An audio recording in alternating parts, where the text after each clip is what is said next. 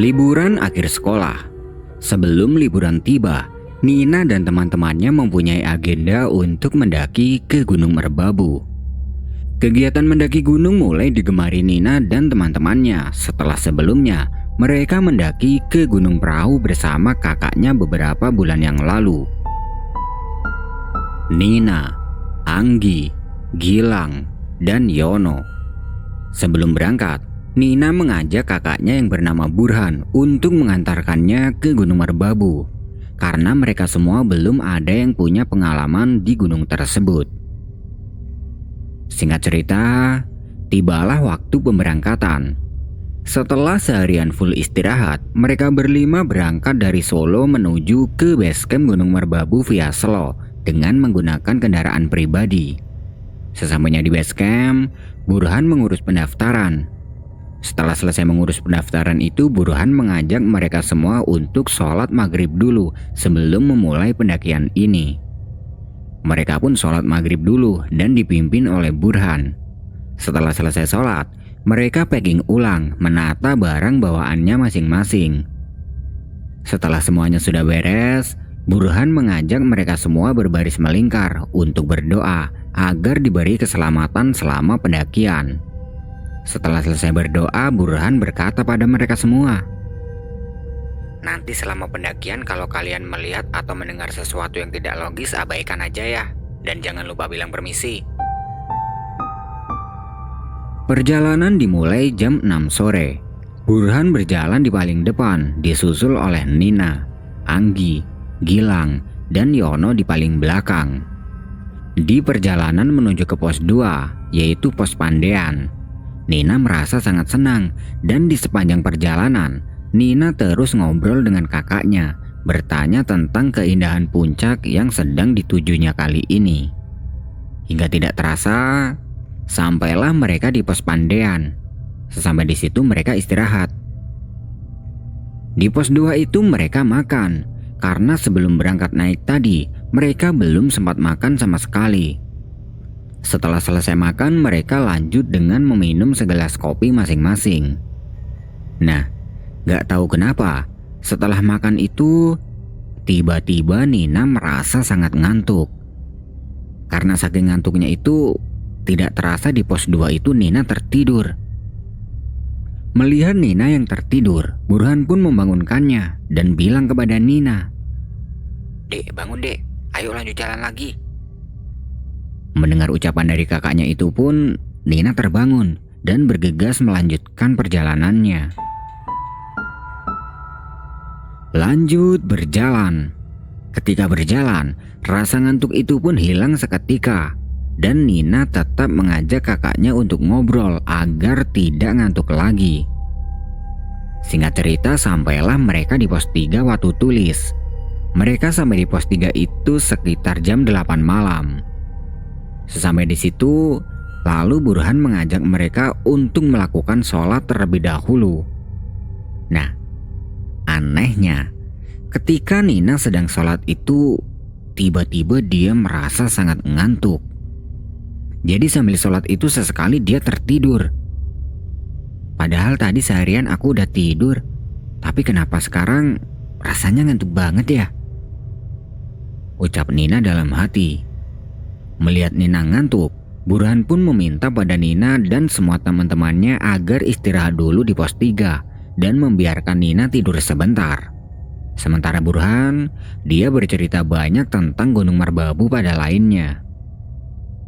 30 menit kemudian, tiba-tiba ada sosok misterius yang membangunkan Nina dari tidurnya.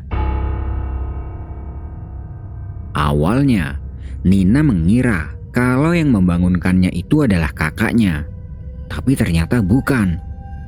Sosok itu membangunkan Nina sambil bilang, "Duk, ojo turun nang kini." "Nak, jangan tidur di sini." Sosoknya itu terlihat sangat menyeramkan. Giginya bertaring, matanya mengeluarkan darah, dan berambut panjang. Melihat itu sontak Nina kaget dan berteriak. Nah, mendengar Nina berteriak, Burhan langsung menghampirinya dan bertanya, "Kenapa, Dek? Tadi ada hantu di situ." ucap Nina sambil ketakutan. Burhan tidak berpikir macam-macam. Dia mengira mungkin Nina habis mimpi buruk karena faktor kelelahan. Begitu juga dengan Nina. Lalu Burhan meminta kepada Nina dan yang lainnya untuk mengabaikan kejadian ini dan berkemas untuk lanjut berjalan. Lanjut berjalan. Di sepanjang perjalanan, Nina terus terbayang-bayang sosok yang tadi membangunkannya. Rasa takut mulai dia rasakan, tapi dia mencoba untuk menutupi rasa takutnya itu pada semua, terutama pada kakaknya. Di pertengahan antara pos 3 menuju Sabana 2, tiba-tiba kejadian aneh kembali dialami Nina. Dia melihat sosok yang tadi membangunkannya itu sedang duduk bergelantungan di sebuah pohon yang jaraknya tidak jauh dari jalur pendakian. Melihat itu Nina hanya tercengang, badannya gemetar dan keringatnya bercucuran. Sebenarnya, waktu itu dia tidak ingin bilang pada yang lain, tapi karena sosok itu terlihat jelas dan melotot ke arahnya, akhirnya Nina membuka omongan pada kakaknya. "Mas, itu apa di atas pohon?" Spontan Burhan dan yang lainnya menoleh ke arah pohon yang dimaksud Nina. Tapi setelah semuanya menoleh ke arah pohon itu, sosok yang tadi dilihat Nina hilang dengan seketika. Melihat di situ tidak ada apa-apa, Burhan bilang pada Nina, "Ada apa memangnya, Dek? Ada orang yang bangunin aku tadi, Mas. Orangnya di situ." Burhan, dia merasa apa yang dikatakan Nina itu benar. Di sisi lain, dia tidak ingin membuat teman-teman yang lain juga ikut panik. Dia bilang, "Oh, bukan apa-apa itu, Dek. Ayo lanjut jalan lagi." karena merasa yang dilihatnya itu benar, Nina menyangkal. "Enggak, Mas. Tadi ada orang yang duduk di pohon itu." "Kamu ini kecapean, Dek. Udah, ayo cepat lanjut jalan biar cepat sampai di Sabana dan bisa langsung istirahat."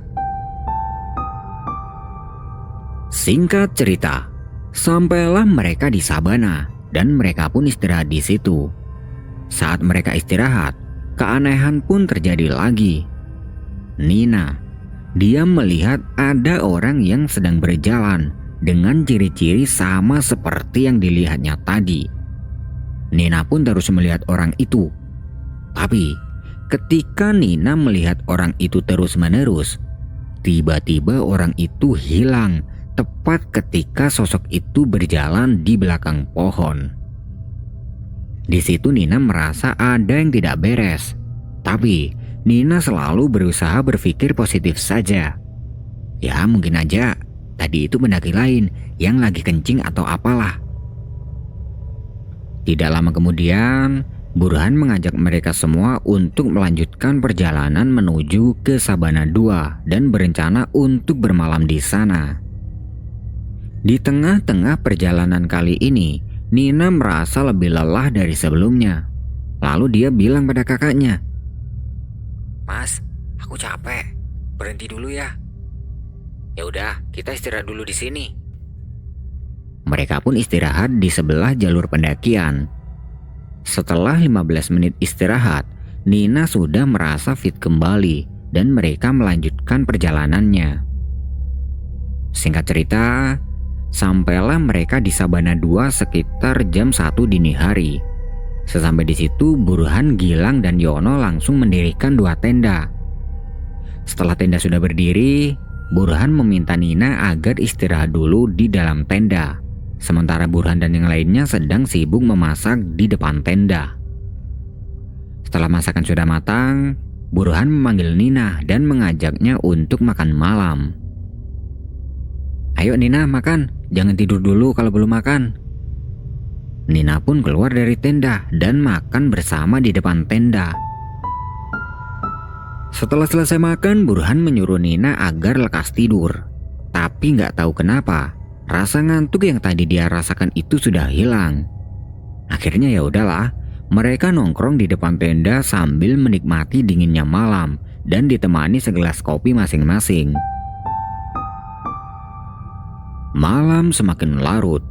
Sekitar pukul 2 dini hari, mereka pun istirahat agar besoknya bisa fit lagi untuk melanjutkan perjalanan ke puncak. Gilang, Yono, dan Anggi tidur di satu tenda, sementara Nina tidur sama kakaknya di tenda satunya. Karena malam itu Nina tidak ngantuk, jadi di dalam tenda dia terjaga sendiri, sementara Burhan sudah terlelap tidur. Nah, ketika sedang terjaga, tiba-tiba dia melihat bayangan hitam yang melintas di sebelah tendanya. Bayangan itu terlihat sangat besar dan jelas, karena kebetulan malam itu bulan bersinar sangat terang. Nina merasa ketakutan, lalu dia membangunkan Burhan dan mengatakan kejadian itu kepadanya. Mas, bangun. Tadi ada yang lewat di sebelah tenda kita. Dengan kondisi yang masih ngantuk, Burhan menjawab. Ada apa, Dek?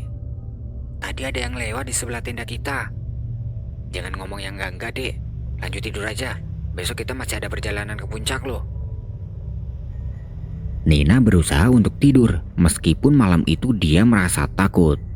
Di sisi lain, Burhan terus memikirkan perkataan Nina barusan.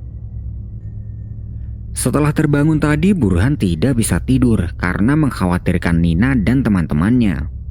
Lalu, dia keluar dari tendanya untuk melihat keadaan sekitar dan memastikan kalau rombongannya tidak ada yang kenapa-napa. Ternyata benar apa yang dikatakan Nina.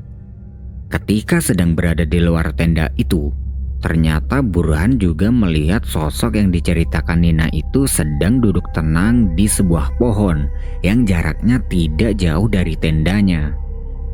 Melihat itu, Burhan mencoba berkomunikasi dengan sosok tersebut. Perlahan, dia mendekat ke arah pohon tempat sosok itu berada. Setelah sampai kira-kira jarak 3 meter dengan sosok itu, Burhan berkata, Kulo nuwun, sadurunge sepurane, aku rene kan niat elek. Tolong kowe aja ganggu mlakune adikku lan kanca-kancaku. Permisi, sebelumnya aku minta maaf. Aku kesini gak ada niat jelek. Tolong kamu jangan mengganggu adik dan teman-temanku. Nah, setelah kata-kata itu diucapkan oleh Burhan, tiba-tiba dari belakang, Gilang dan Yono memanggilnya. Mas, ngapain kau belum tidur? Spontan Burhan menoleh ke arah Gilang dan Yono yang memanggilnya. Nggak apa-apa. Kalian mau kemana? Mau nganter Yono kencing, Mas? Ya udah, hati-hati, jangan kencing sembarangan. Setelah percakapan dengan Gilang dan Yono itu, Burhan kembali menoleh ke arah sosok itu. Dan ternyata sosok yang tadi dilihatnya itu sudah tidak ada di tempat. Burhan pun kembali ke tendanya dan melanjutkan tidurnya. Pagi pun tiba. Sekitar jam 6 pagi, Burhan bangun dan membangunkan Nina. Lalu Burhan meminta Nina agar membangunkan teman-temannya. Setelah semuanya sudah bangun, mereka memasak untuk sarapan, kemudian lanjut berjalan samit. Sebelum mulai berjalan samit, Burhan berpesan pada mereka semua. Kalau melihat atau mendengar sesuatu yang sekiranya nggak logis, sekali lagi aku bilang abaikan aja ya. Mereka semua mengiyakan kata-kata Burhan, kemudian mulai berjalan samit. Singkat cerita, sampailah mereka semua di puncak Kenteng Songo Gunung Merbabu. Sesampai di puncak itu, mereka sangatlah senang dan tidak lupa mengabadikan momennya. Setelah puas di puncak Kenteng Songo, Burhan mengajak mereka semua untuk mampir di puncak Triangulasi untuk mengambil beberapa gambar di sana. Ketika berada di puncak Triangulasi, tidak sengaja Nina melihat ada seekor anjing yang berwarna hitam dan berkeliaran di area puncak tersebut. Tapi kali ini bukan hanya Nina yang melihat anjing tersebut, melainkan teman-temannya juga. Mereka pun mengabaikannya dan kembali turun ke sabana tempat ngecamp tadi. Sesampai di tempat ngecamp, mereka istirahat sebentar sambil menghabiskan makanan yang tersisa. Singkat cerita, waktu sudah menunjukkan jam 1 siang. Mereka pun bergegas mengemasi barangnya dan akan kembali turun. Di sepanjang perjalanan turun, mereka tidak ada gangguan sama sekali hingga sampai di base camp kurang lebih jam 4:30 sore. Sesampai di base camp, tiba-tiba Yono nyeletuk. Dia bilang pada teman-temannya kalau ternyata dia juga melihat sosok yang dilihat Nina waktu itu, tepatnya ketika dia sedang kencing semalam. Dan dia baru berani menceritakan kejadian ini di base camp. Mendengar penjelasan dari Yono itu, Burhan berkata untuk lebih berhati-hati lagi kalau mendaki gunung di kemudian hari. Nah, itu tadi adalah sebuah kisah horor yang bisa aku sajikan ke kalian semua. Buat yang masih stay, aku ucapin terima kasih dan tunggu kisah horor selanjutnya.